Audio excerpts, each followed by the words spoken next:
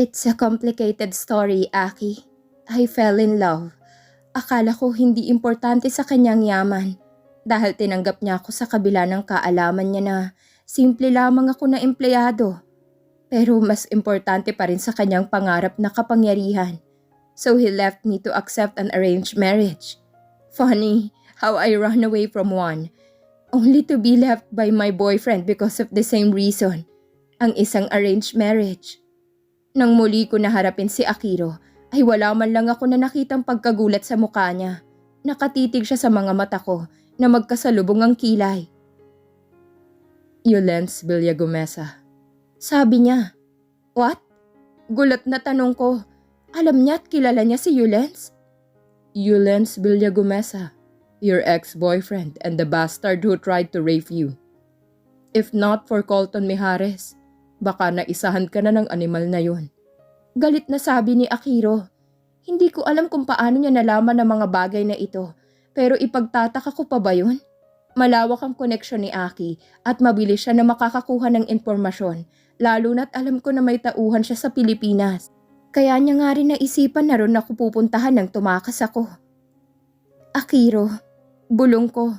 Nakikita ko ang galit sa mata ni Akiro at ayoko na masira ang gabi na to para sa pamilya namin. I'm waiting for you to call me, Atasha. Nag-aantay ako na aminin mo sa akin ang kamuntikan mo na pagkapahamak pero hindi yun nangyari.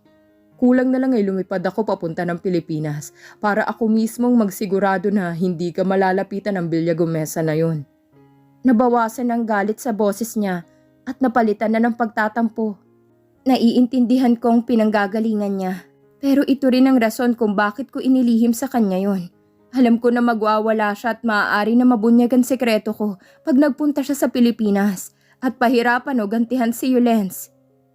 I should be thankful to that Colton Mijares then for saving my sister. But then again, I don't think so.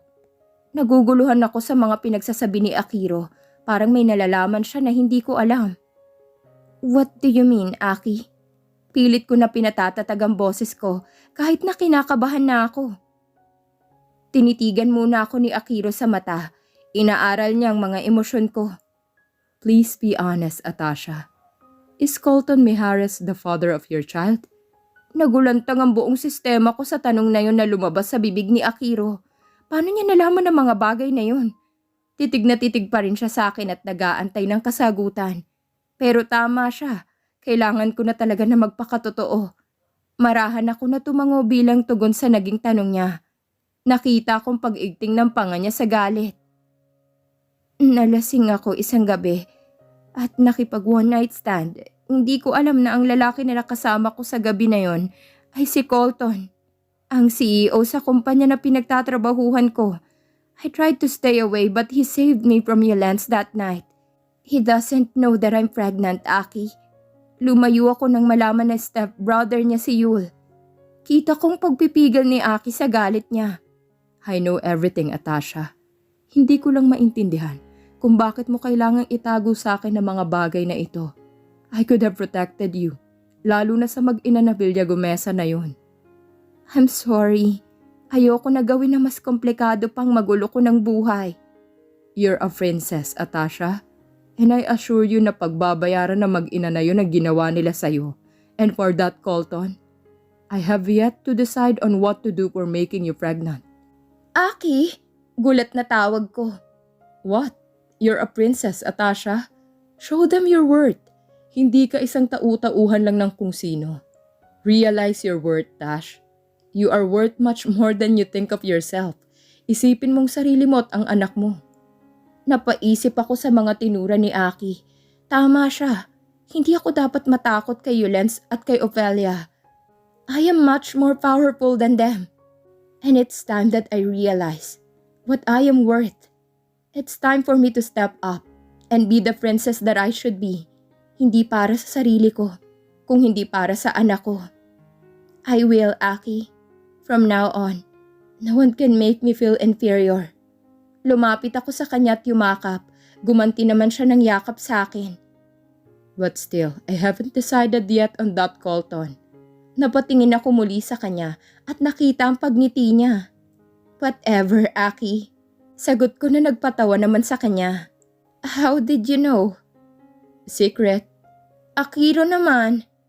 I have my security details in the Philippines. They are to look after you at kamuntik ko na nga sila nasugurin doon. Lalo na nang malaman kong kamuntikan na pagkapahamak mo sa kamay ni Yulens. Sino? Tanong ko. It's better you don't know. But I always have someone watch over you. Nagkibit balikat na lamang ako. Alam ko na hindi aaminin ni Aki kung sino ang mga tauhan niya. Pero alam ko na mapipilit ko rin siya sa mga susunod na araw. Nagpaalam siya na babalik muli sa salo-salo. Nagpaiwan naman ako rito. At gusto ko muna na makapag-relax at makapag-isip-isip din. You're here. I've been looking for you everywhere.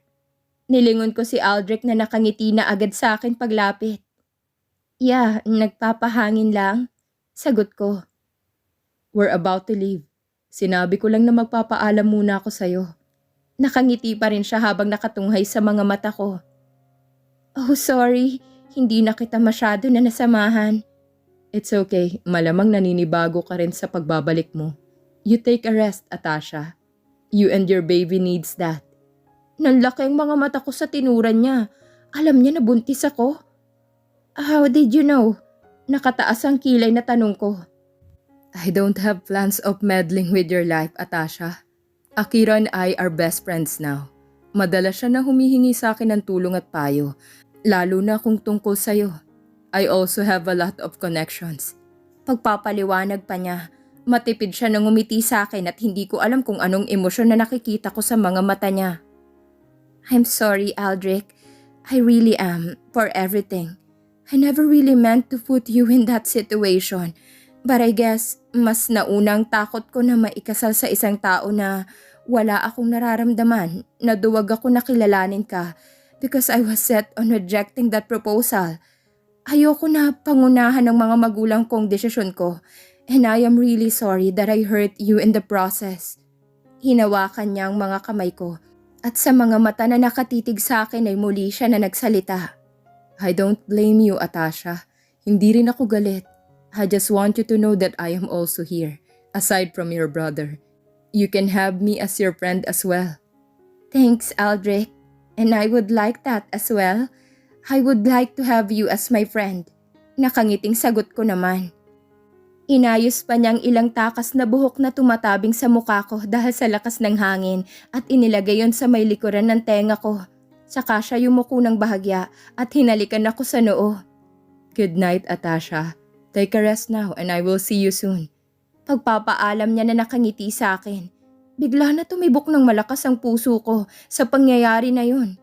Hindi ko maintindihan pero masaya ako na parang may humaplos sa puso ko dahil sa simpleng gesture na yon. Hindi ka nag-iisa, Atasha. May handa na sumuporta sa'yo. Masaya akong isipin na maayos ang naging pagbabalik ko rito. Maayos na ang relasyon ko sa mga magulang ko. At naayos ko na rin ang problema sa pagitan namin ni Aldrich. And hindi ko alam kung sa pagdating ng panahon ay kaya ko ba na ayusin din ang problema ko kay Colton Mijares kung malalaman niyan tungkol sa bata na nasa sinapupunan ko. Naging maaliwalas at panatag ang buhay ko sa pagbabalik ko kasama ang aking pamilya. Ngayon ay narito ako sa hardin dahil nakaugalian ko na maglakad-lakad dito tuwing umaga. Mag-aapat na buwan na rin ang tiyan ko. Kaya medyo malaki na rin ito. Naupo ako para pagmasdan ng magandang tanawin. Ngayon ko lamang masasabi na nasisiyahan ako sa pamamalagi ko rito. Simula nang makabalik ako naging normal ang pamumuhay namin. Hindi na gaya ng dati na madami ang sinusunod na pamantayan. Ngayon ay malaya ako na nakakakilos ayon sa aking kagustuhan. Nagbalik tanaw na naman ako sa mga nangyari sa nakaraan. Ang araw na umalis ako at sinubukan na kalimutan ang lahat ng ito. Hindi ko masabi kung tama ang mga naging desisyon na yon, pero ang alam ko, maraming nagbago nang dahil sa hakbang na ginawa ko. Good morning, Princess Atasha. Nakangiti na bati ni Aldrich sa akin. Simula nang magkakilala kami, madalas ang nagiging pagbisita niya rito sa palasyo. Good morning, Prince Aldrich. Seryoso na bati ko. Yayayain sana kita na mamasyal ngayon. Kita sa mata niya na umaasa siya sa positibo na magiging tugon ko. Pero kagaya ng dati ay hindi ko ito mapagbibigyan. Kahit na sinabi niya na subukan namin dalawa alang-alang sa aming pamilya, ay hindi ko yun magawa. Hindi ako kailanman makakapayag sa gusto ng aking mga magulang na saklawan pati ang pagpili ng tao na aking mamahalin at pakakasalan. Sorry, Prince Aldrich. Wala akong gana na lumabas. At sabi ko naman sa'yo na tigilan mo na to. Bakit mo pa ginagawang mga bagay na to? Bakit ka ba pumapayag sa gusto nila? Naiinis na rin ako sa kanya dahil mas nagiging mahirap para sa akin na makakawala sa kasunduan kung siya mismo ay payag dito. I told you, Princess, I am willing to give this a try. And I don't want to try, Prince Aldrich. Kaya pwede ba tigilan mo na to? I am not going to marry you. Hindi ako magpapakasal sa isang tao na wala akong kaalam-alam. I am sorry. I don't want to be rude. Pero kung maaari lang ay iwan mo na muna ako. I want to be alone. Wala siyang nagawa sa pagpapaalis ko sa kanya. Malungkot ang mata na tinanaw muna niya ako. Tsaka tuluyan na umalis sa harapan ko. Hanggang ngayon ay galit pa rin ang nararamdaman ko sa Hari at sa Reyna. Dahil sa isa na naman na pagkakataon ay hindi nila ginagampanan ng pagiging magulang sa akin. Hindi ko maintindihan hanggang ngayon kung bakit kailangan na pumayag sila sa proposal na kasal na yon. Naiinis na tumungo ako sa silid ni Prince Akiro. Kailangan na namin gumawa ng paraan. Hindi na ako makakatiis na manatili rito. Dahil mas tumatagal ako mas lalo na ako nagiging palapit ng palapit sa kasunduan. Kumatok ako't nang marinig ang boses niya na tumuloy ako'y diretso ako na pumasok sa silid. Naabutan ko siya na nakaupo at may inaaral na ilang dokumento. Atasha, bati niya sa akin. Aki, I need to leave. I need to go now. Hindi ako maaari na asahan si Aldrich dahil magkaiba kami ng pananaw sa bagay na ito. Please help me, Akiro. Napahilot siya sa kanyang sentido. Alam ko na nahihirapan na rin si Akiro. Bukod sa mga responsibilidad na nakaatang sa kanya bilang susunod sa trono, ay dinadagdagan ko pang alalahanin niya ng sarili ko na problema. Malalim na buntong hininga ang pinakawalan niya. Hindi ko alam kung tamang gagawin natin na ito, Atasha. But okay, I will help you leave. Pupunta ka sa Pilipinas. Doon lang ang lugar na pwede mo napuntahan ngayon. Naihanda ko ng mga plano sa pagpunta mo ron. Napangiti ako sa tinura ni Akiro. Nabigyan ako muli ng pag-asa na makatakas sa kasunduan na ito. Aki, thank you. Kailan ang alis ko? Bukas ng gabi. Ipapahatid kita kay Nathan sa may paliparan. Sasakay ka sa pribadong eroplano at pagdating sa Pilipinas, ay may maghihintay sa'yo roon. Ihahatid ka hanggang sa apartment na titirahan mo. Sigurado ka ba na kaya mong mag-isa, Atasha? Nag-aalala na tanong niya. Alam niya na nasanay ako sa marangya na buhay, pero ang lahat ng karangyaan ay kaya ko na isakripisyo basta makuha lamang ang kalayaan ko at makaalis lamang sa kasunduan ng kasal na ito. I can manage, Akiro. Ako nang bahala.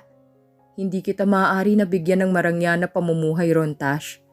Matuto ka na magtrabaho para sa sarili mo dahil kapag sinuportahan kita ay maaari ka nang mahanap ng hari at ng reyna. Alam ko, at wala namang problema sa akin yun. Ang mahalaga ay makaalis ako. Mag-iingat ka, Atasha.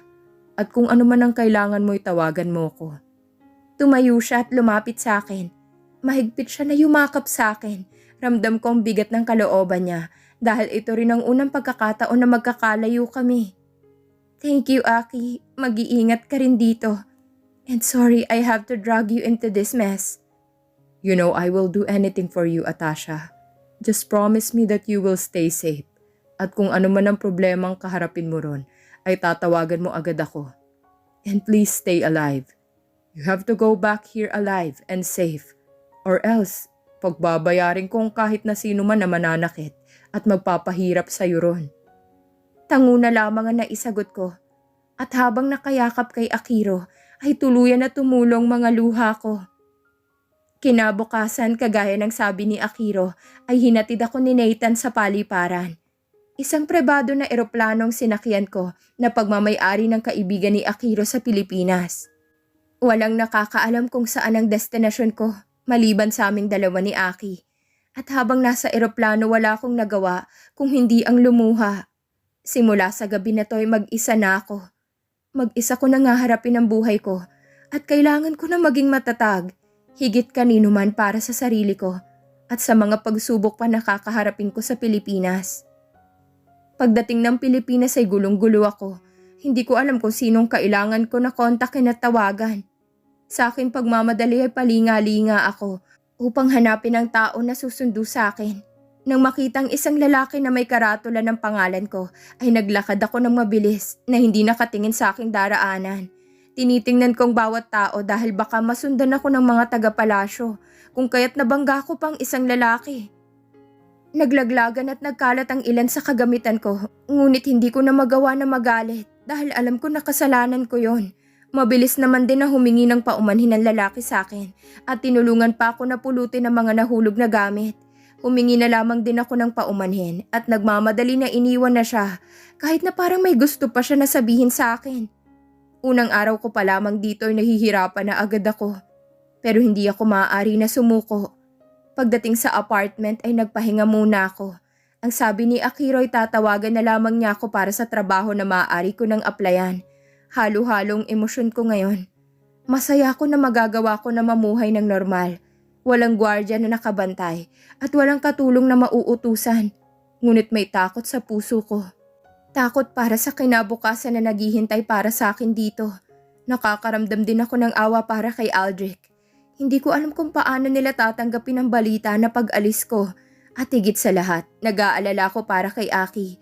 Alam ko na siyang unang-una na paghahanapan sa akin. Pero wala nang panahon para magsisi. Nangyari ng mga nangyari. At ang tanging na hiling ko na lamang ngayon ay maging maayos ang lahat sa bagong buhay na kahaharapin ko. Isang boses ang nagpabalik sa akin sa kasalukuyan. How's my princess and the babies? Nilingon kong pinanggalingan nito at nakita kong palapit na si Aldrich. May dala siya na cake, gaya ng hiniling ko sa kanya kahapon. Naging maaliwalas at panatag ang buhay ko sa pagbabalik ko, kasama ang aking pamilya.